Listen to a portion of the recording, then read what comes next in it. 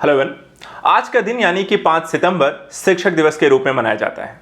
यह दिन विभिन्न स्तरों पर जो अध्यापक हैं, शिक्षक हैं, प्रोफेसर हैं, उनके द्वारा किए गए कार्यों, योगदान और उनकी महत्ता को दर्शाने के लिए इसका आयोजन किया जाता है। डॉक्टर सर्वपल्ली राधाकृष्णन के जन्मदिन के अवसर पर 5 सितंबर को इसके मनाए जाने की यहाँ पर एक पहल 1962 से प्रारंभ हुई। जैसा कि आप जानते हैं, डॉक्टर सर्वपल्ली राधाकृष्णन जी एक महान शिक्षक होने के साथ साथ भारत के राष्ट्रपति तक का पद का यहाँ पर इन्होंने सुशोभित किया है। आज हम इनके बारे में जानेंगे, इनके व्यक्तित्व के बारे में, इनके प्रारंभिक जीवन के बारे में, इनके योगदान के बारे में, एक व्यक्तित्व के यहाँ पर विभिन्न पहलुओं के बारे में। जैसा कि डॉक्टर सर्वपल्ली राधाकृष्णन जी का मानना था कि जब एक व्यक्ति यह सोचता है कि वह जानता है तो वह सीखना बंद कर देता है। अर्थात सीखने की एक स्थिति जो होती है, जब तक आपके मन में उत्सुकता है, जब तक आप ये सोचते हैं कि क्या चीज़ें बाकी रह गई हैं, तब तक लगातार आप नित नए प्रयत्न करते रहते हैं। और ये हर एक अभ्यर्थी आज के समय में देखा जाए तो ये आज भी वैसे ही लागू होता है। एक सिविल सर्वेंट होने के नाते, एक अभ्यर्थी होने के नाते, एक विद्यार्थी होने के नाते हमें नित्य प्रतिदिन यहाँ पर कुछ नए सीखने को लेकर उत्सुक होना चाहिए। तो आज के इस कड़ी में हम यहाँ पर देखेंगे डॉक्टर सर्वपल्ली राधाकृष्णन जी के, जो शिक्षक दिवस के अवसर पर यहाँ पर कह सकते हैं कि विशेष व्यक्तित्व भी हैं, जिनके बारे में हमें यहाँ पर पता होना चाहिए। साथ ही सभी शिक्षकों को यहाँ पर आभार, जिन्होंने अपने अपने कह सकते हैं कि योगदान के माध्यम से आज हमें इस स्तर तक यहाँ पर पहुँचाया है। चलिए प्रारंभ करते हैं। देखिए, शिक्षक दिवस जो है, जैसा कि हम जानते हैं कि भारत में विभिन्न शिक्षक, शोधकर्ताओं, प्रवक्ताओं, प्रोफेसरों इत्यादि के महत्व को पहचानने इत्यादि के लिए यहाँ पे मनाए जाने की एक प्रक्रिया है। और इसमें देखा जाए तो इसकी जो शुरुआत यहाँ पर हुई 1962 से प्रारंभ की गई और इसे प्रत्येक वर्ष जो है हम 5 सितंबर को मनाते हैं। इसके पीछे की कहानी है, बेसिकली कहा यह जाता है कि डॉक्टर सर्वपल्ली राधाकृष्णन जी का जन्म दिवस यहाँ पर मनाए जाने के संदर्भ में 1962 में यहाँ पर एक बात चली थी और ये भारत के राष्ट्रपति के रूप में उन्होंने अपना कार्यभार इसी समय संभाला था। तो कुछ छात्रों ने इनका जन्मदिन मनाने की यहाँ पर एक पेशकश की, उनका अनुमति मांगी। तो उन्होंने अपना जन्मदिन मनाने की यहाँ पे अनुमति नहीं दी थी, बल्कि कहा था कि किसी प्रकार के उत्सव की जगह पर मेरा अनुरोध ये है कि मेरे जन्मदिन को आप एक शिक्षक दिवस के रूप में मनाएं। और तभी से देखा जाए तो यहाँ पर भारत में शिक्षक दिवस को मनाए जाने का ये अवसर आपको देखना जाए तो प्रारंभ हुआ।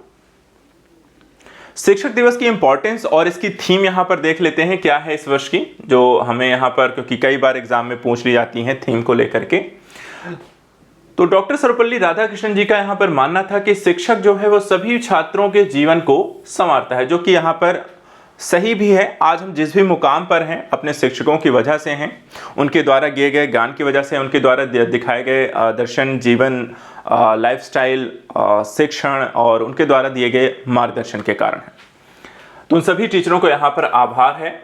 शिक्षक को देखा जाए, शिक्षक दिवस को यहाँ पर योगदान, इसीलिए कह सकते हैं कि शिक्षक दिवस को मनाए जाने का अवसर हमें यहाँ पर मिल रहा है, जिसमें हम उनके योगदान की यहाँ पर चर्चा कर सकें। इसी अवसर को देखने के, इसी उपलक्ष्य को मनाने के लिए 1994 में यूनेस्को ने भी शिक्षकों को सम्मान देने के लिए 5 अक्टूबर को अंतर्राष्ट्रीय शिक्षक दिवस मनाए जाने का यहाँ पर घोषणा की। तो देखिए, 2 डेट है यहाँ पे।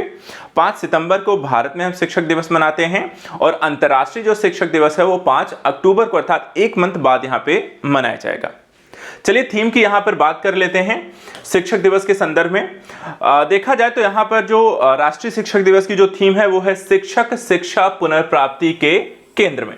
ये राष्ट्र 5 सितंबर अर्थात जो भारत की में मनाया जा रहा है शिक्षक दिवस, उसकी यहाँ पर थीम है शिक्षक शिक्षा की पुनर्प्राप्ति के केंद्र में। वहीं अगर हम अंतर्राष्ट्रीय शिक्षक दिवस 2023 की थीम की बात करें तो ये है शिक्षा का परिवर्तन शिक्षकों से शुरू होता है। ये अंतर्राष्ट्रीय शिक्षक दिवस की यहां पर आपको थीम रहेगी। तो दोनों ही थीम आपको ध्यान रखनी है, कंफ्यूज नहीं होना है। इसके बाद डॉक्टर सर्वपल्ली राधाकृष्णन जी के यहाँ पे अगर हम प्रारंभिक जीवन पर नजर डालें तो देखा जाए तो इनका जो जन्म हुआ था 5 सितंबर 1888 को हुआ था, तिरुत्तानी मद्रास प्रेसिडेंसी, ब्रिटिश भारत में। देखा जाए तो एक तेलुगु भाषी नियोगी ब्राह्मण परिवार में इनका जन्म हुआ। इनके जो पिता थे सर्वपल्ली वीर स्वामी, वो एक अधीनस्थ राजस्व अधिकारी थे। ठीक है, अधीनस्थ राजस्व अधिकारी थे। उनकी जो माँ थी सीता, उनकी देखभाल यहाँ पर करती थी उनके परिवार की। उनका विवाह देखा जाए तो शिवा कामू से हुआ और वे 5 बेटियों और 1 बेटे के यहाँ पर पिता बने। 17 साल की उम्र में देखें तो उन्होंने मद्रास क्रिश्चियन कॉलेज में एक दाखिला लिया और 1906 में देखा जाए तो उन्होंने दर्शन शास्त्र में मास्टर की यहाँ पर डिग्री को पूरी किया और बाद में यहाँ पर प्रोफेसर बन गए। 1931 तक यहाँ पर देखा जाए तो उन्हें नाइट की उपाधि भी प्राप्त हो गई। 1947 तक उन्हें यहाँ पर सर्वपल्ली राधाकृष्णन के नाम से यहाँ पे जाना जाने लगा। स्वतंत्रता के पश्चात के अगर हम देखें तो उनकी उपाधि को नाम यहाँ पर बदल दिया गया और डॉक्टर सर्वपल्ली राधाकृष्णन यहाँ पर कर दिया गया, तो सर हटा करके डॉक्टर जोड़ दिया गया। 1936 में देखा जाए तो उन्हें ऑक्सफोर्ड विश्वविद्यालय में पूर्वी धर्म और नैतिकता का यहाँ पे स्प्लांडिंग प्रोफेसर यहाँ पर आपको नियुक्त किया गया। तो ये देखा जाए तो उनके जीवन में विभिन्न पहलू स्तरों पर उनके द्वारा किए गए कार्यों के बारे में, व्यक्तिगत जीवन में। इसके अलावा अगर हम इनके राजनीतिक जीवन की बात करें, ठीक है, राजनीतिक जीवन इनका कैसा रहा, क्योंकि भारत के राष्ट्रपति पद को इन्होंने सुशोभित किया है। तो यहाँ पे आप देख सकते हैं 1946 में संविधान सभा के लिए चुने गए। उन्होंने यूनेस्को और फिर बाद में मॉस्को में राजदूत के रूप में भी यहाँ पर काम किया है। 1952 में देखें तो भारत के पहले उपराष्ट्रपति के पद पर यहाँ पर सुशोभित हुए और 1962 में देखें तो स्वतंत्र भारत के दूसरे राष्ट्रपति के रूप में उन्होंने अपना पदभार संभाला। उन्हें जर्मन बुक ट्रेड के यहाँ पे शांति पुरस्कार, भारत रत्न से सम्मानित किया गया है, order of the merit of और टेम्पल्टन पुरस्कार भी यहाँ पर दिया गया है। डॉक्टर राधाकृष्णन ने दूसरे राष्ट्रपति के रूप में कार्यालय की अध्यक्षता की और उनके छात्रों को उनकी जन्मतिथि को एक विशेष दिन के रूप में मनाने के लिए शिक्षक दिवस के अवसर पर या शिक्षक दिवस के रूप में मनाए जाने का यहाँ पे आग्रह किया। और देखा जाए तो 5 सितंबर को हम आज शिक्षक दिवस मना रहे हैं। उन्होंने कहा, मेरा जन्मदिन मनाने के बजाय अगर आप 5 सितंबर को शिक्षक दिवस के रूप में मनाया जाए, यह मेरा गौरवपूर्ण विशेषाधिकार होगा। इनके करियर की बात करें तो 1953 से 1962 तक यहाँ पे आंध्र विश्वविद्यालय, बनारस हिंदू विश्वविद्यालय के कुलपति के रूप में और दिल्ली विश्वविद्यालय के चांसलर के रूप में भी इन्होंने काम किया। ऑक्सफोर्ड विश्वविद्यालय में देखा जाए तो उनकी स्मृति में राधाकृष्णन सेवनिंग छात्रवृत्ति और राधाकृष्णन मेमोरियल पुरस्कारों की भी यहाँ पर शुरुआत की गई है। तो आप देख सकते हैं काफी उपलब्धियों भरा यहाँ पर इनका राजनीतिक और करियर इनका रहा है। अगर प्रमुख कार्य और योगदानों की भी यहाँ पर हम चर्चा कर लें तो आप अलग अलग समय काल में इनके द्वारा प्राप्त की गई उपलब्धियों को यहाँ पर देख सकते हैं। सबसे पहले देखें तो उन्होंने अज्ञानी पश्चिमी आलोचना के खिलाफ देखा जाए तो हिंदू धर्म का प्रचार किया और हिंदू धर्म को पश्चिमी समाज के लिए यहाँ पे ज्यादा सुलभ बनाने में अपना योगदान दिया।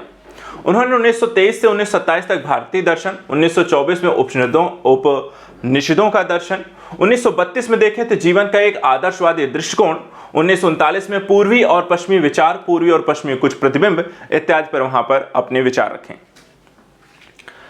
इसके अलावा डॉक्टर राधाकृष्णन के पुरस्कार और उपलब्धियों की अगर हम बात करें तो जैसा कि आप जानते हैं 1954 में उन्हें भारत रत्न से यहाँ पे सम्मानित किया गया, जो भारत का सर्वोच्च नागरिक सम्मान है। इसके बाद साहित्य अकादमी फेलोशिप सर्वोच्च सम्मान से इन्हें सम्मानित किया गया और ये सम्मान प्राप्त करने वाले वो पहले व्यक्ति रहे। इसके बाद अहिंसा का समर्थन करने, सभी लोगों के लिए प्रेम ज्ञान अपनाने के लिए, ईश्वर की वास्तविकता को प्रस्तुत करने के लिए उन्हें टेम्पल्टन पुरस्कार से भी यहाँ पर सम्मानित किया गया था और उन्हें भारतीय दर्शन की पहचान दिलाने में उन्होंने अपनी महत्वपूर्ण भूमिका निभाई है।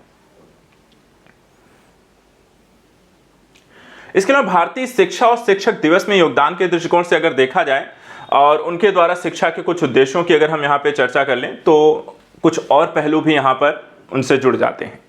जैसे कि डॉक्टर राधाकृष्णन आदर्शवादी मूल्यों में विश्वास रखते थे। उन्होंने योग, नैतिकता, भूगोल, सामान्य विज्ञान, कृषि, राजनीति विज्ञान, नैतिकता, साहित्य, दर्शन, कविता, चित्रकला, गणित इत्यादि की यहाँ पर सिफारिश की थी। और आप देख सकते हैं कि ऐसा नहीं है किसी एक विषय विशेष को लेकर उन्होंने कहा, किसी एक वर्ग विशेष प्रकार की शिक्षा की बात की है। उन्होंने शिक्षक प्रक्रिया को या शिक्षा जो है वो बहुआयामी बनाया है, बहु क्षेत्रीय दृष्टिकोण से वहां पर चीजों पर काम किया है और उसको यहाँ पर उनकी सिफारिश की है।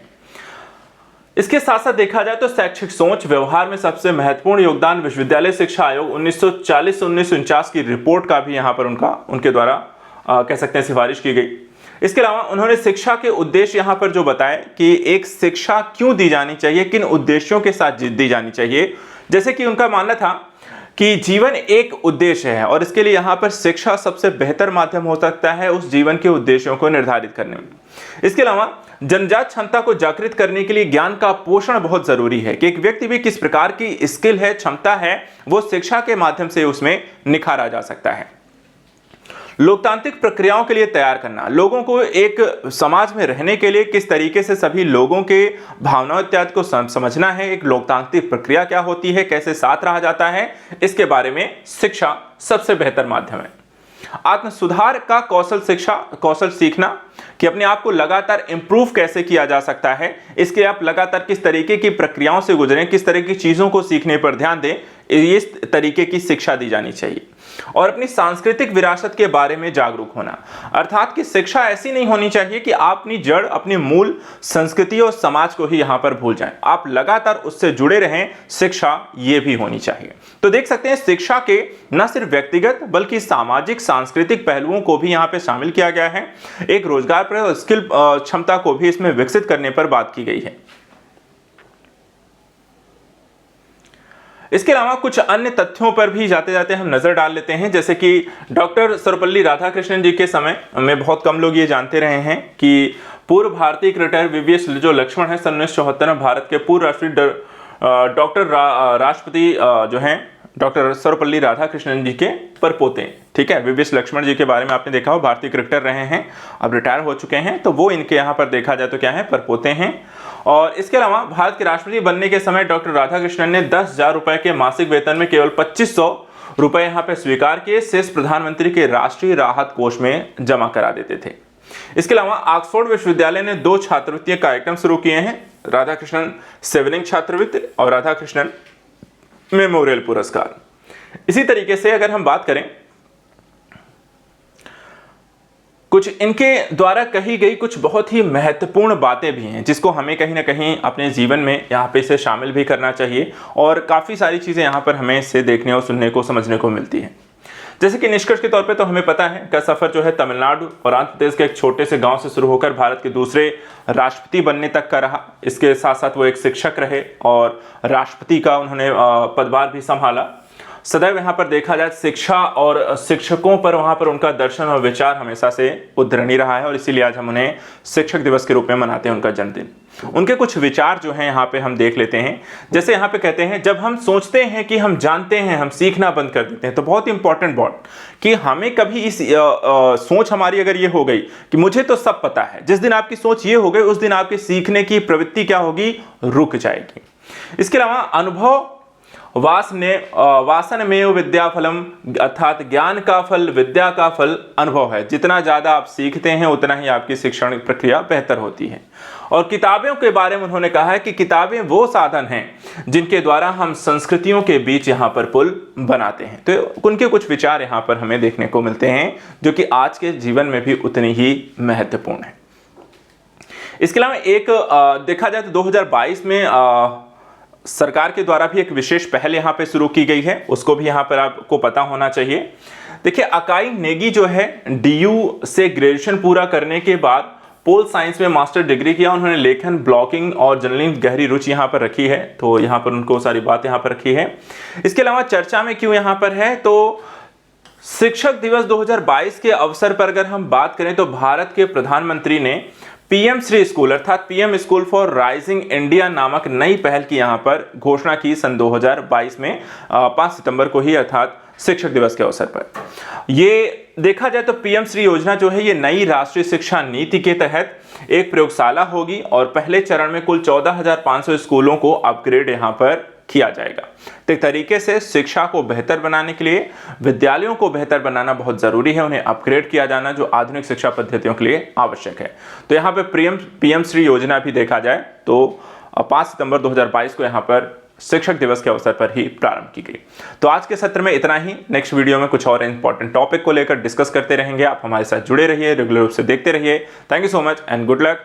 एक बार फिर से जाते जाते सभी शिक्षकों का बहुत बहुत आभार, और जो हमारे जीवन में लगातार यहाँ पे जिन्होंने प्रयास किया है हमें बेहतर बनाने, हमें नई ऊंचाइयां प्रदान करने में, उन सभी को हमारा यहाँ पर आभार। धन्यवाद।